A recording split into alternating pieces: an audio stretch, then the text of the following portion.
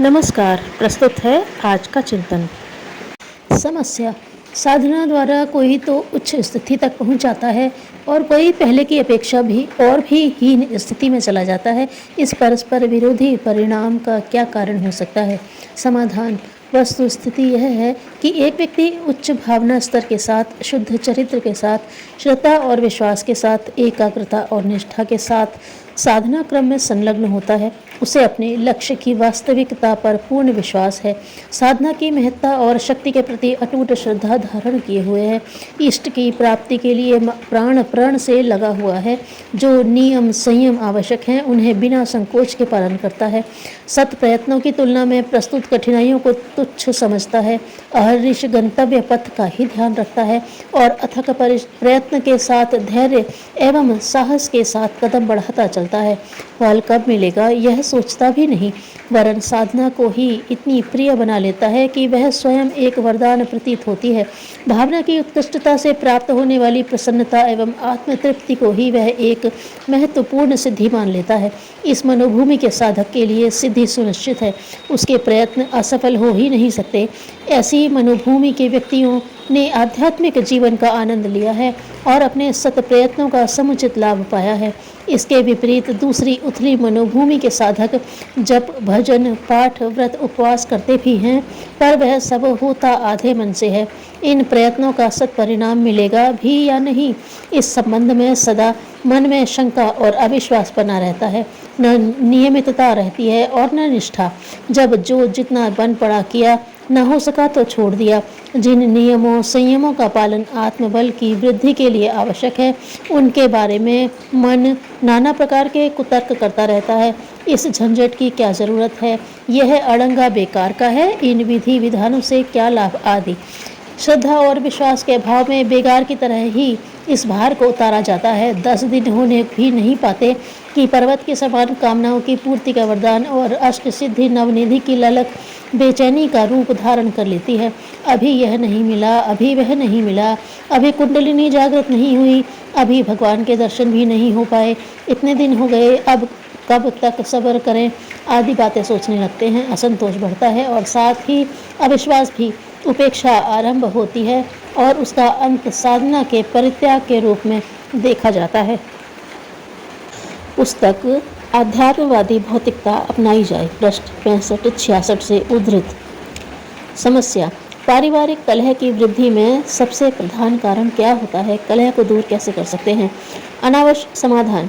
अनावश्यक संकोच पारिवारिक कलह की वृद्धि में सबसे प्रधान कारण है। बाहर के आदमियों से तो हम घुल मिलकर बात करते हैं, परंतु घर वालों से सदा उदासीन रहते हैं, बहुत ही संक्षिप्त वार्तालाप करते हैं। बहुत कम परिवार ऐसे देखे जाते हैं जिनमें घर के लोग एक दूसरे से अपने मन की बात कह सकें। शिष्टाचार, बड़प्पन, लिहाज, लाज, पर्दा आदि की वास्तविक रूप नष्ट होकर उसका ऐसा विकृत स्वरूप बन गया है कि घर के सब लोग अपनी अपनी भावनाएं, आवश्यकताएं और अनुभूतियां एक दूसरे के सम्मुख रखते हुए झिझकते हैं। इस गलती का परिणाम यह होता है कि एक दूसरे को ठीक समझ नहीं पाते। किसी बात पर मतभेद हो तो उस भेद को अवज्ञा, अपमान या विरोध मान लिया जाता है। ऐसा न होना चाहिए। किसी बात का निर्णय करना हो तो घर के सभी सलाह दे सकने योग्य स्त्री पुरुषों की सलाह लेनी चाहिए। अपने भाव प्रकट करने का हर एक को अवसर दिया जाए। जो काम करना हो उसे इस प्रकार अच्छी भूमिका के साथ, तर्क और उदाहरणों के साथ रखना चाहिए कि उस पर घर वालों की सहमति मिल जाए। हर व्यक्ति यह अनुभव करे कि मेरे आदेश से ही यह कार्य हुआ। जिस प्रकार राज्य संचालन में प्रजा की सहमति आवश्यक है, उसी प्रकार गृह व्यवस्था में परिजनों की सहमति रहने से शांति और सुव्यवस्था रहती है। परिवार की प्रजा यह न समझे कि किसी की इच्छा जबरदस्ती हमारे ऊपर थोपी जा रही है, वरन उसे भान होना चाहिए कि सबके लाभ और हित के लिए विचार विनिमय विवेक के साथ नीति निर्धारित की गई है तथा औचित्य एवं ईमानदारी को व्यवस्था संचालन में प्रधान स्थान दिया जा रहा है।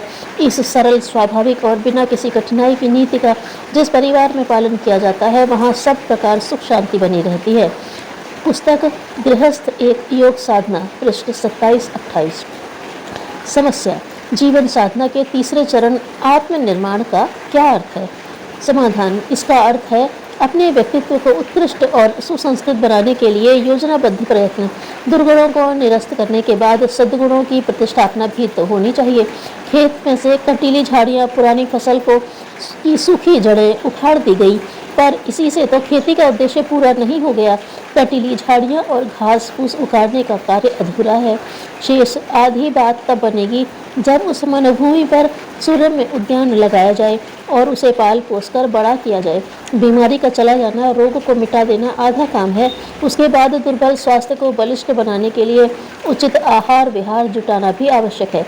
दुर्गुणों को निरस्त कर दिया गया उचित ही है, पर व्यक्तित्व को उज्जवल बनाने के लिए, आत्मविकास की अगली सीढ़ी चढ़ने के लिए सद्गुणों की संपत्ति एकत्रित करना भी अत्यंत आवश्यक है।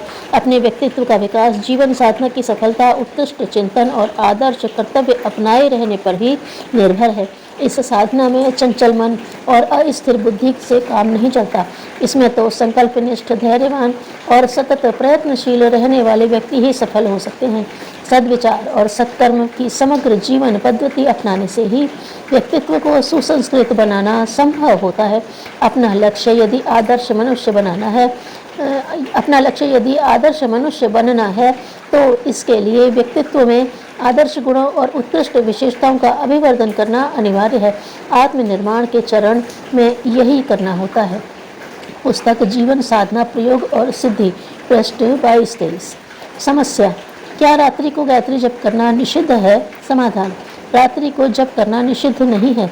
शास्त्रकारों ने सामान्य सुविधा का ध्यान रखते हुए ही रात्रि का महत्व घटाया है। यदि काम करने के लिए और रात्रि विश्राम के लिए है, दिन काम करने के लिए और रात्रि विश्राम के लिए है। विश्राम के समय काम करेंगे तो इससे स्वास्थ्य पर प्रतिकूल प्रभाव पड़ेगा। इसलिए विश्राम के घंटों में विक्षेप न करके काम के घंटों में ही अन्य कामों की तरह ही उपासना करने का औचित्य है। एक कारण यह भी है कि सविता को गायत्री का देवता माना गया है। सूर्य की उपस्थिति में इस उपासना द्वारा सूर्य तेज का अधिक आकर्षण किया जाता है। इसकी अनुपस्थिति में लाभ की मात्रा में कुछ कमी रह जाती है। इन्हीं दो बातों के कारण रात्रि में उपासना का महत्व कम किया गया है, किंतु निषेध फिर भी नहीं है। दिन की तरह रात्रि भी भगवान द्वारा ही निर्मित है।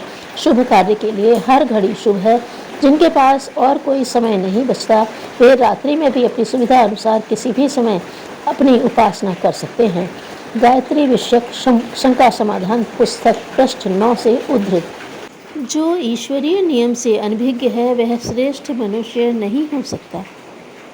धन्यवाद।